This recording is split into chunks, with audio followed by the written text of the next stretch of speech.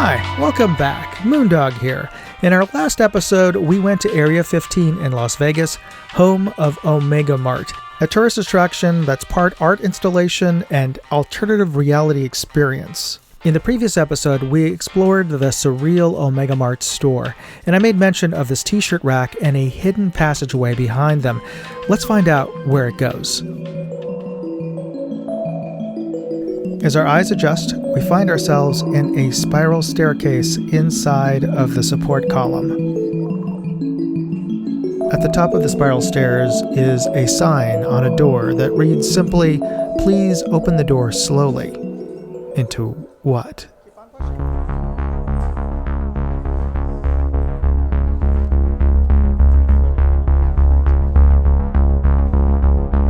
We've walked out of a set of filing cabinets, yes, filing cabinets, into a dark room that appears to be some sort of control room. SOC 1 has found another Dramcorp employee kiosk for your boop card. A TV monitor shows a Zoom call between Dramcorp managers, and scattered around the room are desks and computer terminals for Dramcorp employees. You can explore the terminals, find clues to more of the backstory. In this area is a sort of science research corner. There's a model of the factory, and actually it is a pretty decent scale model of the factory, which we'll see later, as well as blueprints and prototypes of technologies to access the source, which we'll learn about throughout the rest of the complex. In the display cases are objects that have been sent through the portal and have been irrevocably changed and altered by the experience. Looking at the other side of the room, we can see the filing cabinets glowing. This was the door from which we entered through the spiral staircase. This pulsing light is a prototype of a device that infuses an apple with the source.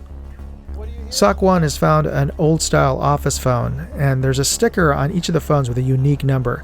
You can call other phones throughout the complex, as well as type in codes that give you pre-recorded conversations, little snippets. You can overhear conversations between employees and get more lore about Dramcorp and Omegamart.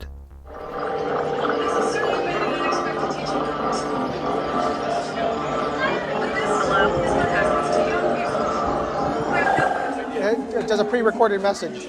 Let's head out of the corporate offices into the factory. Stepping into the control room, we come into a larger space, something akin to perhaps a research facility or an engineering dock or a reactor control room. Looking up the control screen, you'll see closed-circuit footage of things going on in the complex in real time with other explorers like you. And if you wait long enough, that feed will get hacked. And dumping the leftovers back on the land of 7 Monolith Village for far too long. The time has come for the people to rise up and free the source. Join the monolith. Free the source. Free the source.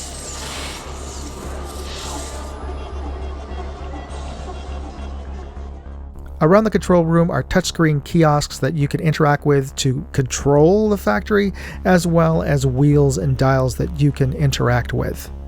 Once you've turned wheels and pressed buttons to your satisfaction, you can move on to explore the rest of the factory. I don't know about you, but I'm getting vibes of playing laser tag in high school, as well as some flashbacks of spring break in Cancun at Senior Frogs. I want to take a look at that control cage up there, but I'm just going to wait for this group of folks to clear out so we can go up those stairs. But that looks interesting, whatever that is. Alright, I went up those steps and into that caged room there, and we are standing in front of, and I hope I'm pronouncing this correctly, the Oscillabond Particulizer. Now, this is essentially a MIDI sequencer, synthesizer, groovebox device that is, it's a musical instrument that allows you to modify a set beat and create your own music.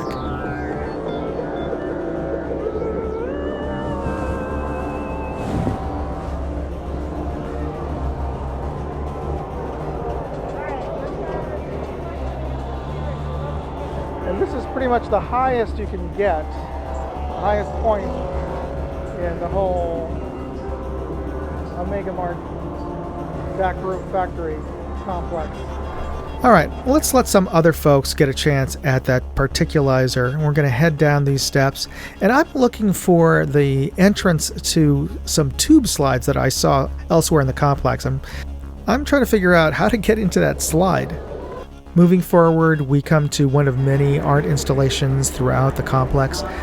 This one projecting 3D shapes when you look through the visualizer goggles.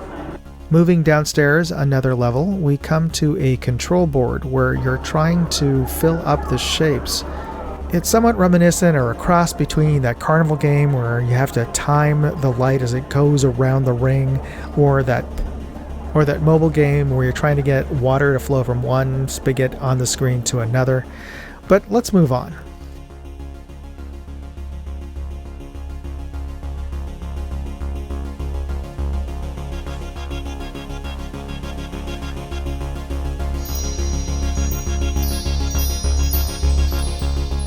This beautifully intricate piece of lighting and physical design is called Juke Temple by designer Carrie Thompson and lighting designer Brian Pinkham.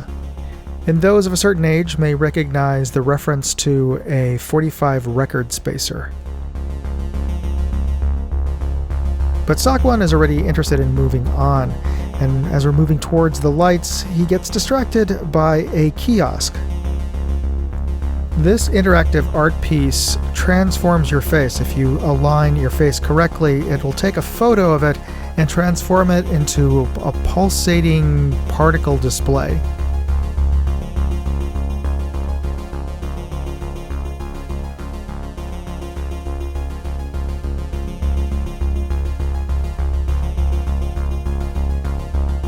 Heading back to that brightly lit room we saw earlier, this installation is called Upload Ghosts by artist Stephen Hindi. As I've gotten older, and especially if you have kids, I've really come to appreciate sitting benches at art installations. One thing about this whole complex is that you're never quite sure if a door that's marked staff only really is for the facility staff. But yeah, the doors are locked, so they are legit. And I didn't notice this earlier, but the chairs appear to be designed by the installation artist as well. It's nice when an artist considers the comfort of their viewers.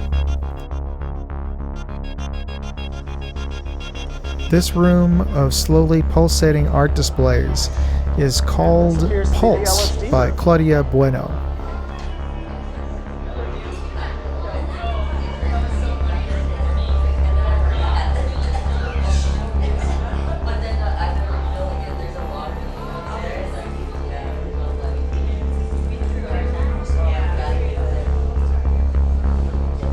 And as we walk back through Juke Temple, it's fascinating to see how the installation changes drastically with different lighting.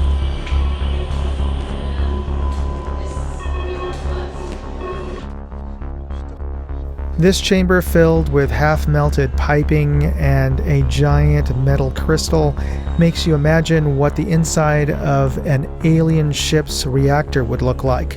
But inside the metal chamber is yet another interactive musical instrument.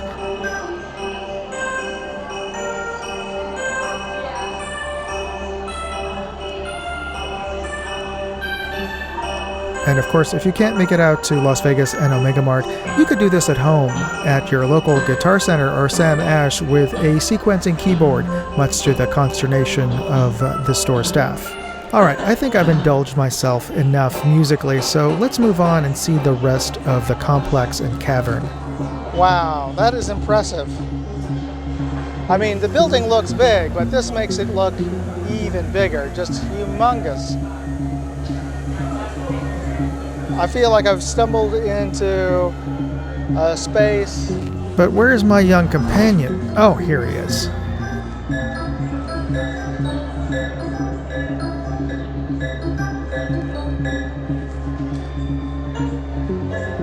Now, if you look down and see that grid of square windows, that's actually the overseer's office that we got into through Omegamart's cooler.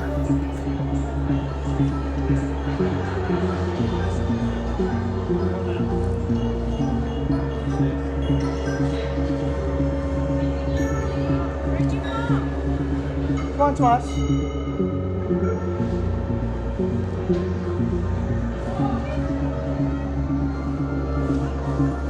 The trippy stripe room leads us into a black hole.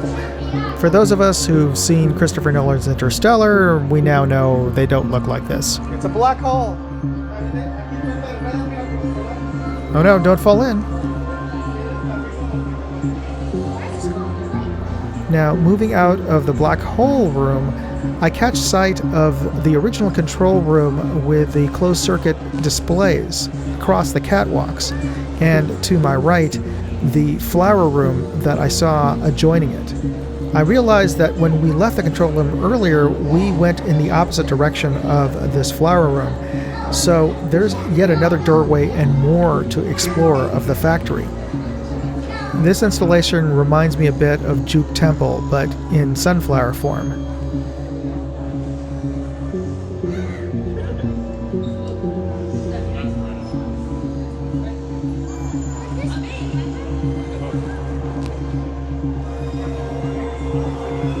Tomas, you don't want to go up? Don't you want to go up first?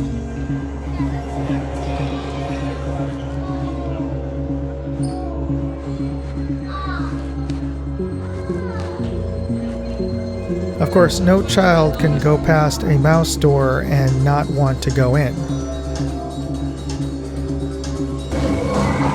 In the strobe room, the cameras take photos of you and project them on the wall, and the effect is somewhat creepy, like the Japanese horror movie Ringu or the ending of the Blair Witch Project. There we go. If the ending of the Blair Witch Project actually turned out that they were at a rave tripping on MDMA.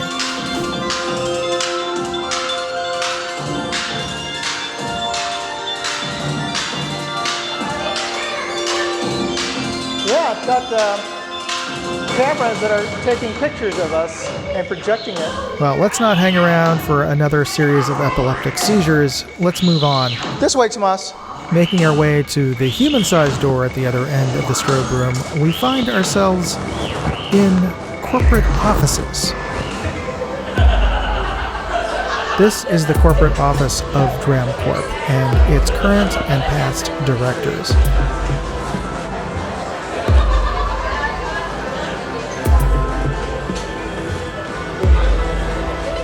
The hallway is filled with many doors into other rooms. Many of them are locked, but I've been told that if you keep trying, sometimes the doors will open randomly. Yeah. This one didn't open for me, so let's go check another door.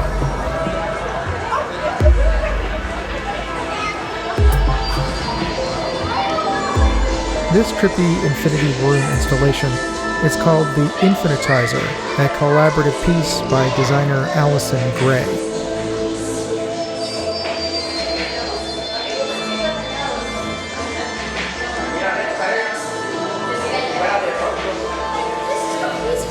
Yeah, this is so cool. It's so clear that you can just walk through it.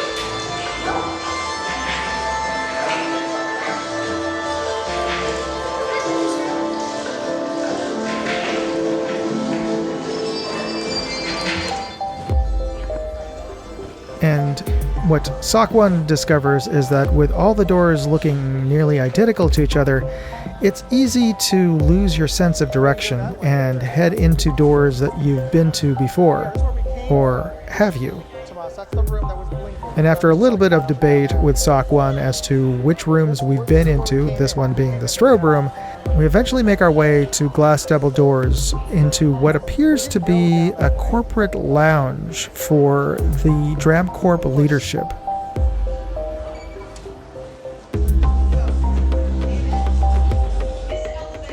In the lounge, we are surrounded and inundated with corporate propaganda videos. Through the windows, we can look down into the factory. We're also treated to a frozen cascade of thousands of dollars of corporate profits. Let's take a listen to some of the corporate videos. A three-point plan for continued innovation, inspiration, and neo-synergy under the Dramcorp banner.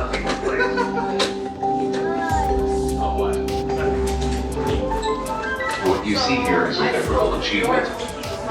A sophisticated biosupplement synthesized by the Dramcorp Advanced Research Team. I have 65 flavors, one for each year from this wonderful 20th century. Our studies show Animus increases customer satisfaction by up to 700% over a comprehensive range of products.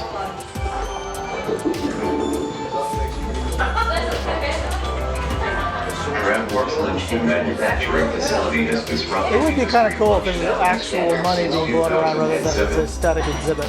Now I have zero flavors. Alright. So from what I can glean, Dramcorp has extracted a substance from the portal and has injected it into all of their products, creating a sort of addiction to this trans-dimensional substance. Or maybe that's what they want you to think. That's where we came in. Up the stairs, this is where we came out of. And as it turns out, the other end of the hallway leads us back into the control room where we first entered through the spiral staircase from the store.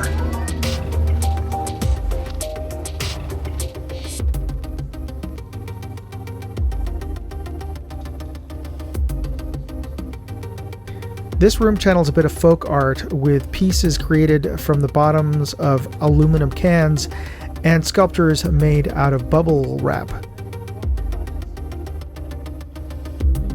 And stacks of cases of products lead us into the Omegamart Employee Lounge. And from what I understand, if you had gone for the upgrade to a boot card, new employees are directed to go to the lounge to watch training videos.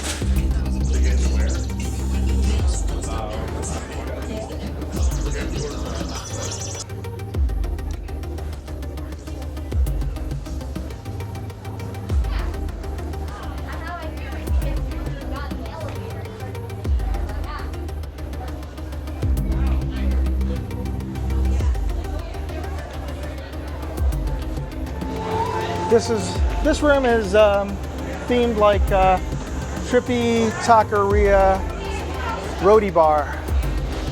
Roti. Alright, we're going to head down one level to what appears to be the first floor. And we found our way into the cavern that we saw from the black hole room earlier. Up ahead is the Forest of Lights that we accessed through the tent in Omegamart. And this appears to be a dwelling. You can explore and rifle through the personal artifacts in that room. You'll learn about the Native Americans who first experienced the portal and the source, and this appears to be the dwelling of a researcher or perhaps a graduate student or Native American that may or may not be the hacker that breaks into the store video feeds. Now that's what I've gleaned from my experiences here at Omegamart.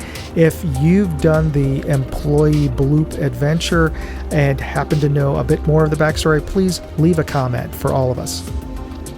Now what we're seeing here is the bottom of the canyon cavern, filled with images of energy and light, but also a great place to just relax a little bit from all the physical and visual exhaustion of exploring Omegamart.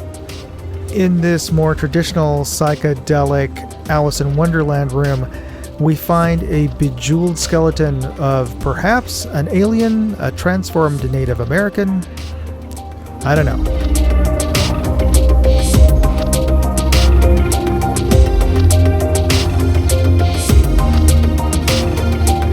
But let's follow the River of Light to the other end of the cavern.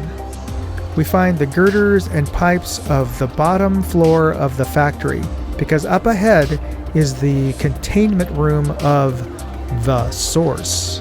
This is the source of power for the factory, as well as the source of the substance that Dramcorp infuses into all of Omegamart's twisted products.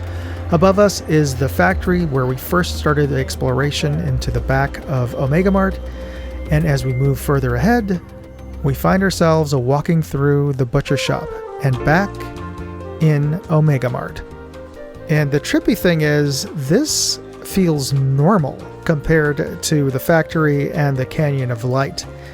And with that ends our first journey into Omegamart. If you enjoyed this video, please hit that like button and the notification bell, and consider subscribing to this channel. It doesn't cost anything to subscribe, and it really does encourage me to make more videos like this. And if you didn't watch part 1 of this Omegamart walkthrough, look for a link in this video's description. The reason I split the video into 2 parts is because this is one of the longest videos I've put together. There was so much to see behind the Omegamart store. But if you're interested in seeing a supercut of all of the Area 15 and Omegamart videos put together, leave me a comment and I'll consider making one. Now, I've said this before, but it bears repeating. I did not show you everything that you can discover here, and I don't even know if I could. There are so many layers, so many hidden discoveries here, and it's well worth a journey to experience it yourself, especially if you're in Vegas anyway. Check out Area 15 and Omegamart, and pick up some tooth slime. Thanks for watching. Moondog, out. Hey, I'd like to know what you thought of this video. Leave me a comment or chat with me on Facebook, Twitter, TikTok, MeWe, Instagram, or Locals. And if you want to see all of my videos, go to moondogindustries.com.